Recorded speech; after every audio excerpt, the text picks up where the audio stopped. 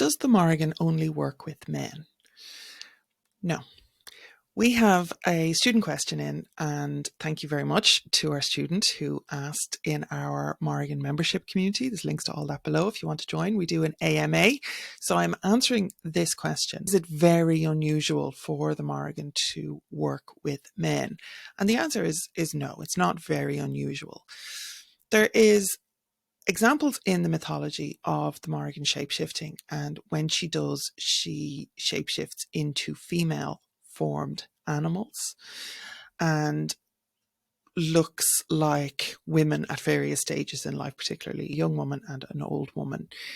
So there is definitely a propensity towards women within the Morrigan's mythology.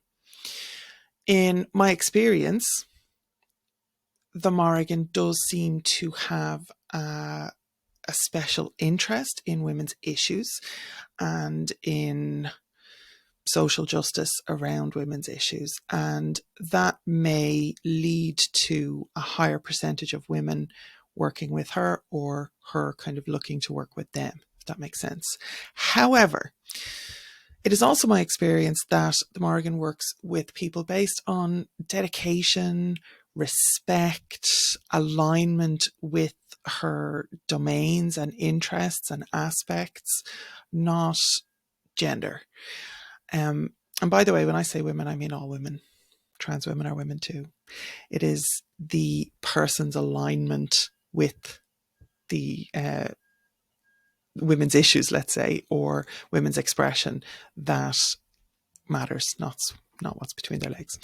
So the Morrigan is known to influence, interact with both men and women through the mythology. Again, has an influence on people regardless of gender, and that's also true for contemporary pagan practice. The Morrigan, I would say, values strength, courage, sovereignty, the potential for greatness in her followers. And I mean, maybe that's why she's working with more women than men. I don't know. That's my bias showing. But that potential, that kind of future vision, that kind of strategizing and looking at a practitioner or a potential practitioner and seeing something in them that they don't necessarily see in themselves, that seems to be a lot of where the Morrigan's interest lies. So, and again, this is my experience. Now, it is many decades worth of experience, not just of my own relationship with the Morrigan, but also of being a guide and guardian at her primary sacred site. So seeing a lot of people who were there spiritually to connect with the Morrigan, who ended up drawn there, who weren't sure why, who were called there by the Morrigan, and again, we're maybe not sure why. So I am looking at a lot of anecdotal evidence, not just my own personal experience. And also I run the Morrigan Academy, and the Irish Pagan School, which both have thousands of students who are interested in and dedicated to the Morrigan. I've run the Morrigan Intensive 6-month program since 2014. So I do have a lot of experience with people who dedicate their lives to the Morrigan, who feel that the Morrigan has been calling them, who want to work with the Morrigan, but maybe are not sure how to develop relationship. Links to all that below. So many resources for you if that's you.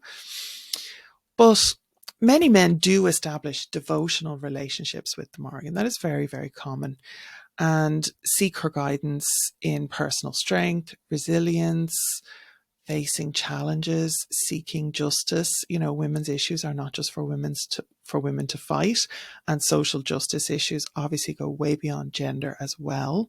Activism that the Morrigan seems to be particularly interested in also goes beyond. Now, there is also an element of a certain type of man who is drawn to the Morrigan in some kind of projected, you know, sexy battle Valkyrie kind of goddess, offering bullets as devotion to her. You know, like there is a kind of a, let's call it what it is, a toxic element to a lot of male culture, which lends itself to a particular fascination with this very, very strange, very misunderstood version of the Morrigan. And that's where a lot of that sexy, sexy Morrigan art comes from. There's a lot of that kind of stinky stuff all caught up with some men's interaction with the Morrigan, and that's obviously not what we're going for here. That doesn't seem to be what she's interested in, but you know, they can play their little war games, do whatever they want. The rest of us will just pat them on the head, go on with the real work, okay? So the call of the Morrigan is deeply personal. And I mean, I'm certainly not saying that you should let me or anybody else dictate to you who does and does not get to work with the Morrigan. That is between you and the Morrigan. And my job is to facilitate your relationship, not to have it for you, not to give you the answers from on high, not any of that. My literal mission, my work for the Morrigan and my work with Irish paganism generally is to facilitate people's right relationship with our gods, our land, our culture, our history, our island, our sites, our mythology, our folklore, our magic, all of that, right? And obviously that includes my own personal dedication to the Morrigan. I've been a priest of the Morrigan for a very, very long time at this point. So this call of the Morrigan can resonate with anyone connected to her aspects, regardless of gender. Again, now approaching the Morrigan requires respect, sincerity, and openness to the lessons and challenges that the relationship will bring. If you are really working with the Morrigan, how you know that it's actually the Morrigan who's calling you is, what's the workload, right? That is your number one indicator.